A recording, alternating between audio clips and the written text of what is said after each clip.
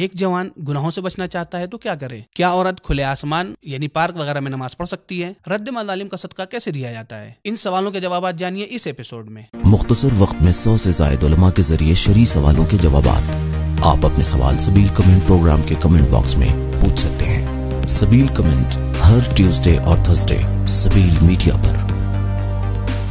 بسم اللہ الرحمن الرحیم۔ دوستو السلام علیکم۔ سبیل کمنٹ کے اس نئے ایپیسوڈ میں آپ کا تہہ دل سے استقبال ہے۔ یہ مہینہ پیغمبر اکرم صلی اللہ علیہ وآلہ وسلم کی ولادت کا مہینہ ہے۔ آئیے اپنے پروگرام کو پیغمبر اکرم کی ایک حدیث سے شروع کرتے ہیں۔ پیغمبر اکرم صلی اللہ علیہ وآلہ وسلم ارشاد فرماتے ہیں، صلۃ الرحم وحسن الخلق وحسن الجوار یعمران الدیار ویزیدان فی العمار، کہ صلہ رحم، اچھا اخلاق اور اچھا پڑوسی بننا شہروں کی آبادی اور عمر میں اضافے کا سبب بنتا ہے۔ آئیے اسی نورانی حدیث کے ساتھ چلتے ہیں اپنے پہلے سوال کی جانب۔ گناہوں سے بچنے کے لیے کیا کیا جائے؟ برادر عزیز، سب سے پہلی بات یہ ہے کہ آپ کو پروردگار کی جانب سے اس توفیق کے اوپر جو ہے وہ شکر ادا کرنا چاہیے کہ آپ کے اندر یہ نظر موجود ہے، آپ کو یہ فکر موجود ہے آپ کے اندر کہ آپ گناہ کو ترک کرنا چاہتے ہیں۔ یہ جو گناہ کے اوپر ملامت ہے، یہ جو گناہ کے اوپر ندامت ہے، اس کو بھی حتیٰ ائمہ علیہم الصلوۃ والسلام فرماتے ہیں کہ یہ توبہ کا ایک ذریعہ ہے اور توبہ کی اقسام میں سے ایک قسم ہے۔ لہذا اس ملامت اور اس کیفیت کا ہونا ہی خود سے ایک بہت بڑی توفیق ہے، اور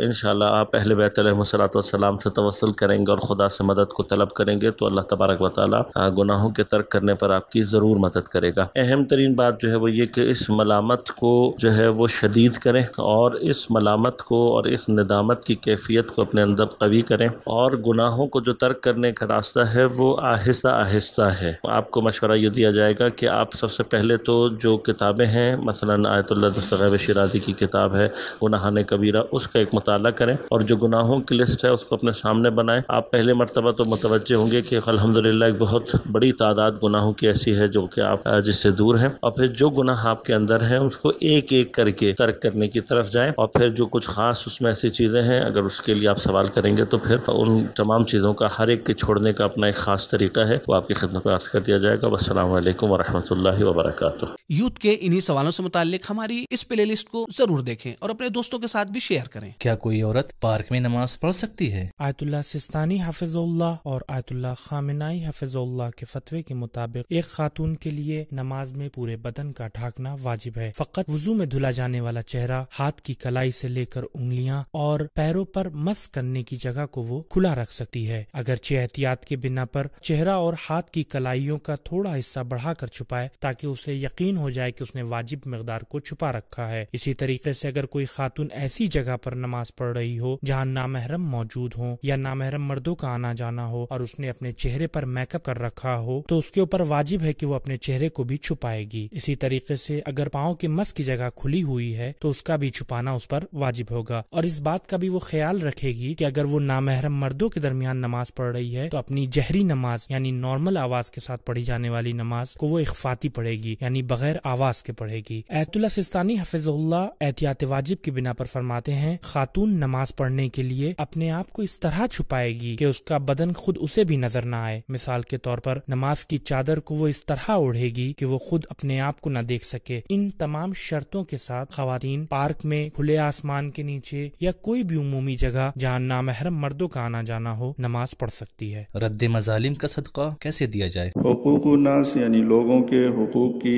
ادائیگی پر دین مبین اسلام نے ایک خاص توجہ دی ہے، لہذا قرآن مجید میں جہاں نماز کا حکم ہے اسی کے ساتھ ساتھ زکوٰۃ یعنی مخلوق خدا کے حق کو بھی ادا کرنے کا حکم موجود ہے۔ اب یہ حقوق دو طرح کے ہو سکتے ہیں، یا اس کا تعلق غیر مال سے ہے، جیسے ہم نے کسی کی غیبت کی یا کسی کو ناراض کیا، اس کو اذیت پہنچائی، تو یہاں پر ضروری ہے کہ ایسے انسان کو راضی کیا جائے، اس سے معذرت کی جائے تاکہ ہماری توبہ قبول ہو سکے۔ دوسری صورت یہ ہے کہ جو دوسروں کا حق ہماری گردن پر ہے اس کا تعلق مال سے ہے، اس صورت میں انسان اپنے ذمے سے اسی وقت بری اور آزاد ہوگا جب وہ اس مال کو اس کے مالک تک پہنچا دے، جیسا کہ روایات میں اس کی طرف اشارہ ہوا ہے کہ حقیقی توبہ اگر مخلوقات میں سے ان کا کوئی حق ہمارے ذمے ہے تو پہلے اسے ادا کیا جائے، پھر بارگاہ پروردگار میں استغفار کیا جائے۔ مشکل یہاں پر جو پیش آتی ہے وہ یہ کہ انسان لوگوں کے مالی حقوق کو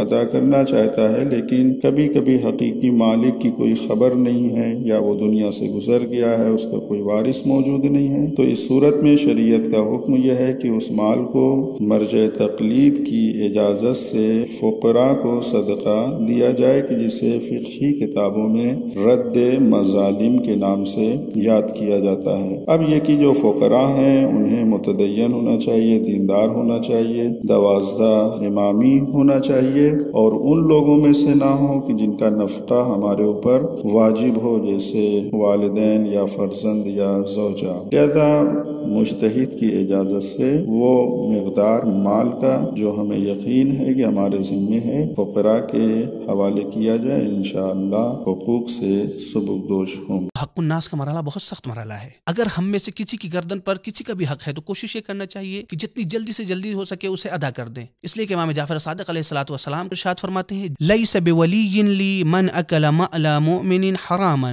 جو شخص بھی کسی مومن کا مال ناحق طریقے سے کھا جائے وہ ہمارا پیرو اور ہمارا ماننے والا نہیں ہے۔ لہٰذا ہمیں یہ کوشش کرنی ہے کہ کسی طریقے سے بھی ہو سکے جلد سے جلد حق الناس کو ادا کر دیا جائے۔ دوستو، یہ تھا ہمارا آج کا پروگرام۔ امید کرتے ہیں کہ یہ پروگرام آپ کو پسند آیا ہوگا۔ اگر آپ ہمیں سپورٹ کرنا چاہتے ہیں تو پیٹریون کے ذریعے سے منتھلی ممبرشپ حاصل کریں۔ پیٹریون کی لنک ڈسکرپشن میں موجود ہے۔ نئے سوالوں کے ساتھ انشاءاللہ پھر سے ملاقات ہوگی، تب تک کے لیے اجازت دیں۔ خدا حافظ، فی امان اللہ۔